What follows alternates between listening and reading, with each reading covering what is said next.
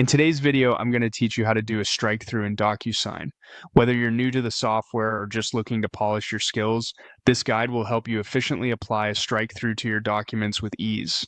Let's dive right in. To start, head over to the Docusign dashboard. Upon reaching the home page, direct your attention to the top navigation bar. There you'll see a section labeled Templates. Go ahead and click on it. This is where you'll find and manage all your existing templates, which make handling frequent document types a breeze. Once inside the Templates section, look for the option called My Templates. Clicking here will allow you to access and manage templates you've created or saved for later use. After locating the desired template, select the Use button. This will allow you to prepare the template for editing and eventual sending. Now you're ready to upload the document you want to edit. You can either press Upload and select the file from your device or simply drag and drop it into the provided space. With your document in place, it's time to start adding in the necessary details. First, type in the recipient's name. This is crucial because each document you send needs to be personalized for its recipient. Following that, input their email address.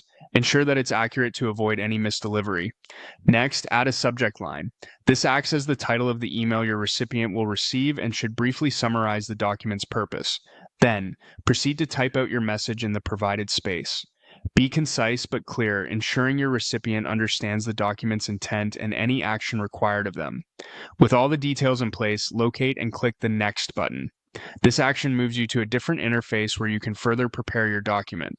On the new screen, you'll find an array of tools on the left side, including the Pre-fill Tools option. Click on this, and from the drop-down, select Line.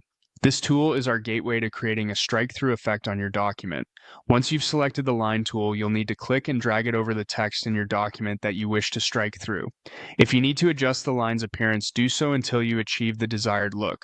This flexibility allows your document to convey precisely the message you intend, striking through content that's either outdated or intended for removal. Finally, once you're satisfied with how everything looks, click on Send.